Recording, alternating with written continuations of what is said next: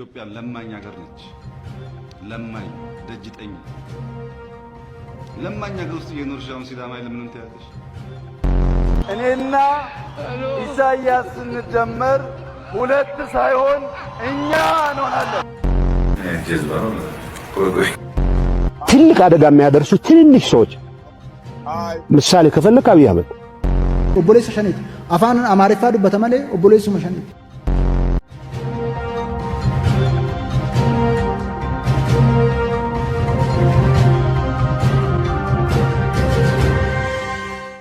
በቅድሚያም የምዕራቡ ዓለም መገናኛ ብዙሃኖች አይናቸውን ኢትዮጵያና ኤርትራ ላይ ተክለዋል። ቀጠናው ላይ ከፍተኛ ጦርነት ሊቀሰቀስ ይችላል የሚሉ ዘገባዎችን ይዘው መውጣት ቀጥለዋል። የምስራቅ አፍሪካ ውጥረት እየበረታ ነው። ከኤርትራም ጋር ኢትዮጵያ ግጭት ውስጥ ሊያስገባት የሚችል ውጥረት ውስጥ ገብታለች የሚለው ፋይናንሻል ታይምስ የትግራይ ክልል ባለስልጣናትን ጠቅሶ እንደዘገበው ከሆነ በትግራይ ክልል ከሰሞኑ እየተካሄዱ ያሉ እንቅስቃሴዎች በኢትዮጵያና ኤርትራ ላይ ግዙፍ የጸጥታ ስጋት መደቀኑን በማንሳት በውኑ ያልጸና የሰላም ስምምነት በየትኛውም ቅጽበት ሊፈርስ እንደሚችል የአፍሪካ ቀንድ ኤክስፐርትና የለንደን የጥናትና ትንተና ተቋም ቻተም ሃውስ ባለሙያ አህመድ ሱሌማን መግለጻቸውን ጠቅሶ ፋይናንሻል ታይምስ እንዳስነበበው ሁኔታዎች በአፍሪካ ቀንድ አሳሳቢ መሆናቸውን ሲገልጽ በህወሓት በተፈጠረው ክፍፍል የዶክተር ደብረጽዮን ቡድን በጊዜያዊ አስተዳደሩ ፕሬዝዳንት አቶ ጌታቸው ረዳ ቡድን ላይ እየወሰደ ያለው ቢሮዎችን የመንጠቅ እርምጃ በፌዴራል መንግስቱና በትግራይ ክልል ጦርነት ሊያስከትል ይችላል የሚል ግምት እንዳላቸው ጠቅሰው የደብረጽዮን ቡድን ከዋነኛ ጠላቱ ኤርትራ ጋር የጠላቴ ጠላት ወዳጄ ነው በሚል መነሻ ሊጣመር እንደሚችል በመጠቆም ይህም በቀጠናው ኢትዮጵያንና ኤርትራን ሳይቀር ግጭት ውስጥ የሚከት ጉዳይ ሊሆን እንደሚችል ጠቅሶ በቀደመው የሁለት ዓመታት ደም አፋሳሽ ጦርነት በመቶ ሺዎች የሚቆጠሩ ሰዎች መሞታቸውን ጋዜጣው አስታውሷል።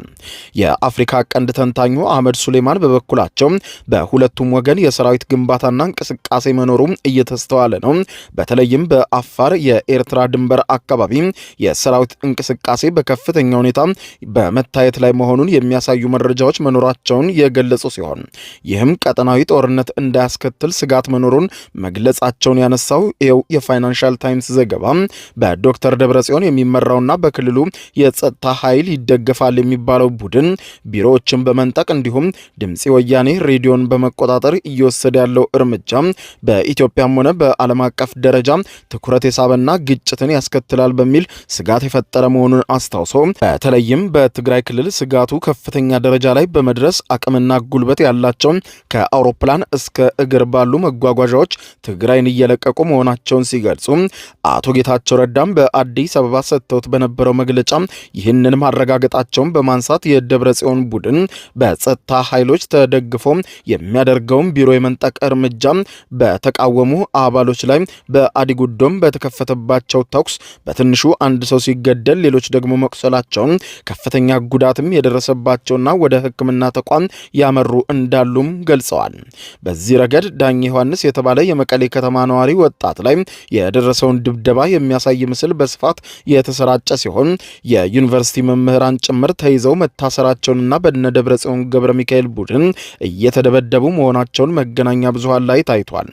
ዶክተር ደብረጽዮንና ቡድናቸው ወደ ስልጣን ዳግም ለመመለስ የሚንቀሳቀሱ ታጣቂዎች ረቡዕ ዕለት አዲጉዶም ላይ ከፈጸሙት ግድያ በተጨማሪ ቅዳሜ ምሽት ጀምሮ ደቡብ ትግራይ ላይ አንድ ሰው የገደሉ ሲሆን አንድ ሰው ማቁሰላቸውን የአካባቢው ሚሊሻዎችም በፈጸሙት ጥቃት የታጣቂው አዛዥ አጃቢ ሲገደል መሰለ ተስፋዬ የተባሉ ሚሊሻ ከተገደሉት ውስጥ እንደሚገኙበትና ሚሊሻዎቹም ቀደም ሲል የህወሓት ጦር ኃይሎች አባላት እንደነበሩ የጠቆሙት መረጃዎቹ የአቶ ጌታቸው ረዳ አስተዳደር መዋቅርም በማፈራረስ ከአዲግራት እስከ መቀሌ የተጓዘው የነ ዶክተር ደብረጽዮን የሚመራው ቡድን የመቀሌ ከንቲባ ጽህፈት ቤትን በሳምንቱ መጨረሻ ከተቆጣጠረ በኋላ ወደ አዲስ አበባ መጓዙንና እርምጃውም የህግ ማስከበር ነው ያሉት ዶክተር ደብረጽዮን ገብረ ሚካኤል ወደ አዲስ አበባ መጥተው ከፌዴራል መንግስቱ ባለስልጣናት ጋር መምከራቸውንና ስለ ውይይቱ በሁለቱንም ወገን በይፋ የተገለጸ ነገር ባይኖርም እነ ዶክተር ደብረጽዮን ገብረ ሚካኤል ቡድን ደጋፊ ሚዲያዎች ግን ሰጥተውት በነበረው ጥቆማ ውይይቱ ውጤታማና መግባባት የተሞላበት ነበር ሲሉ የትግራይ ክልል ጊዜያዊ አስተዳደር አቶ ጌታቸው ረዳን በሌተናንት ጀነራል ታደሰ ወረደ እንዲተኩ ሊተኩ የፌዴራል መንግስቱ መስማማቱን ሲጽፉ ቆይተው ነበር። አቶ ጌታቸው ረዳ ትናንትና አመሻሹን ሪዮት ሚዲያ ከተሰኘ የዩቲዩብ ገጽ ጋር ረዘም ያለ ቃለ ምልልስ ያደረጉ ሲሆን በቃለ ምልልሳቸው ከጠቅላይ ሚኒስትር ዶክተር አብይ አህመድ ጋር ንግግር ማድረጋቸውን ከዚያም ባሻገር በነ ደብረጽዮን ገብረ ሚካኤል የሚመራው ሌላኛው የህወሓት አንጃ ደግሞ እንዲሁ ከጠቅላይ ሚኒስትር ዶክተር አብይ አህመድ ጋር ስብሰባ ማድረጉን ጠቅሰው እስካሁን በማህበራዊ ትስስር ገጽ እንደሚባለው የአመራር ለውጥ የለም፣ ማህተሙን የሚያስኩት እኔ ነኝ፣ የትግራይ ክልል ጊዜያዊ አስተዳደርም እኔ ነኝ፣ የተደረገ ለውጥ የለም፣ የተደረገ ለውጥ ካለ የሚታይ ስለሆነ እንዲህ የሚድበሰበስ አይደለም፣ በሚስጥርም የሚደረግ አይደለም፣ የጊዜ አስተዳደሩን ስልጣን ያስኩት እኔ ነኝ፣ ስራውንም እቀጥላለሁ ሲሉ ተደምጠዋል። ከአንድ ሰዓት በላይ በወሰደው የምሽቱን ዘለግ ያለው የአቶ ጌታቸው ረዳ መግለጫ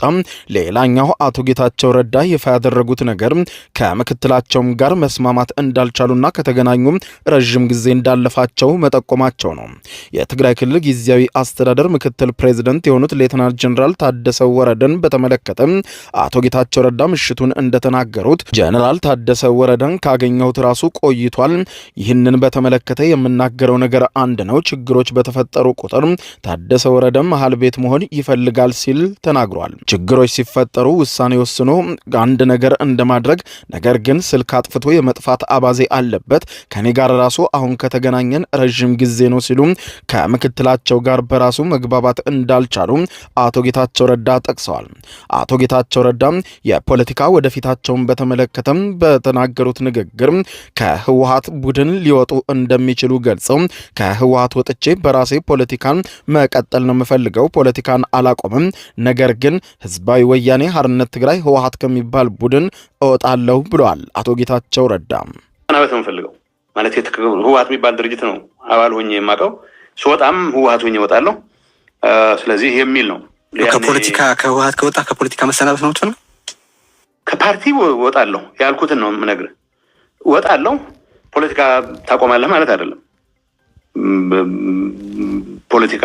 የተደራጀ ፖለቲካ ውስጥ የመግባት ፍላጎት የለኝም አሉ አቶ ጌታቸው ረዳ በምሽቱ መግለጫቸው። አክለውም በተለይም ደግሞ ህዝባዊ ወያኔ ሓርነት ትግራይ ህወሓት ከተከፈለውና በዶክተር ደብረጽዮን ገብረ ሚካኤል ከሚመራው አንጃ ጋር ያላቸውን ልዩነት በይፋ ሲናገሩ ተከታዩን ብለዋል። የህወሓት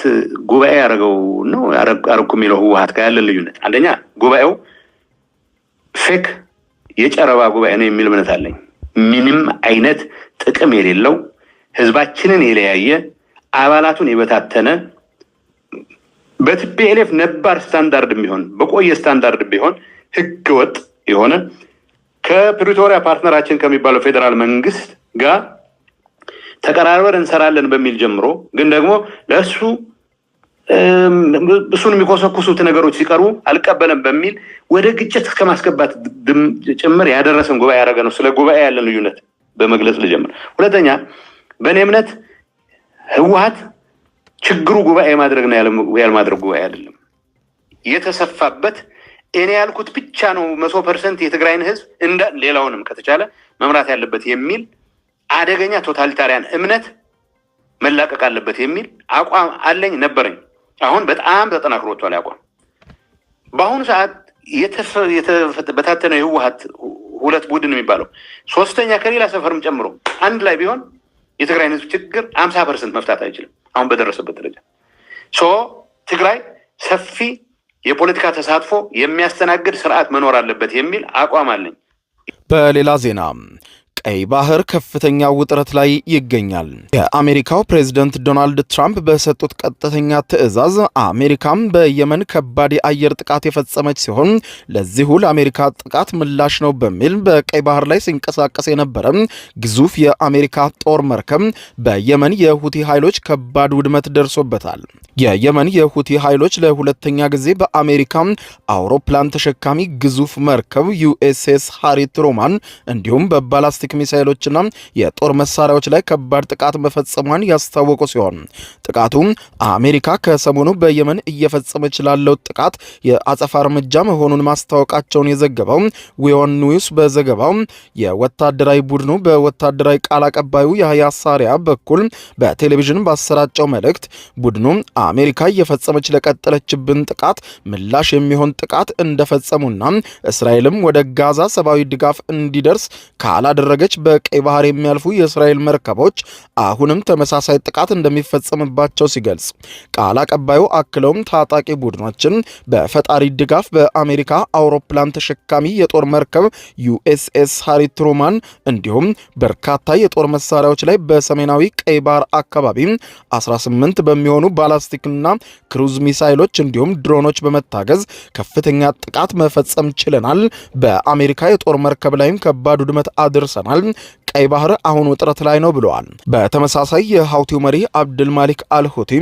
ቡድኑ የአሜሪካ የጦር አውሮፕላን ተሸካሚ መርከቦች ብቻ ሳይሆን የጦር መሳሪያዎችና የባህር ኃይል ግብዓቶችንም ኢላማ ያደረጉ በርካታ ጥቃቶችን ሀውቲ መፈጸሙን እንደሚቀጥል ያስታወቁ ሲሆን የየመን ኃይሎች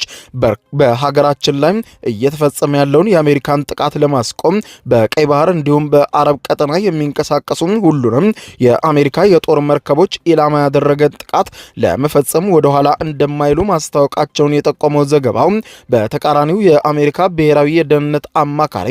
ማይክ ዋልስ በበኩላቸው አሜሪካ በየመን እየፈጸመች ያለው ጥቃት በርካታ የሁቲ ኃይሎችና መሪዎችን ኢላማ ያደረገ እንደሆነ በመግለጽ በዚህ ረገድም አሜሪካ የወሰደችው እርምጃም በርካታ የሁቲ ኃይሎችን አስወግዷል በማለት ሲገልጹ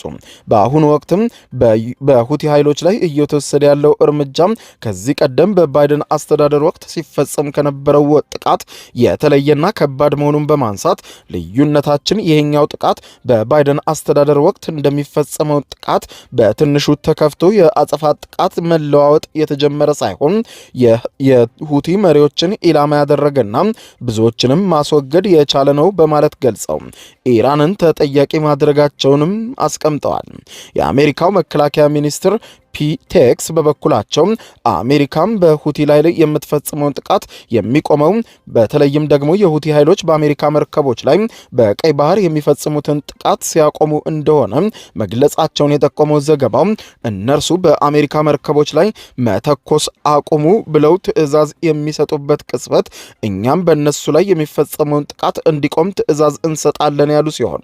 በአሜሪካ በኩል በተሰራጨ የቪዲዮ ምስል ላይ የአሜሪካ የጦር አውሮፕላንና ድሮኖች ቦታው በግልጽ ካልታወቀ አካባቢ ሲነሱ ማሳየቱን አመልክቷል። በሌላ በኩል ሩሲያ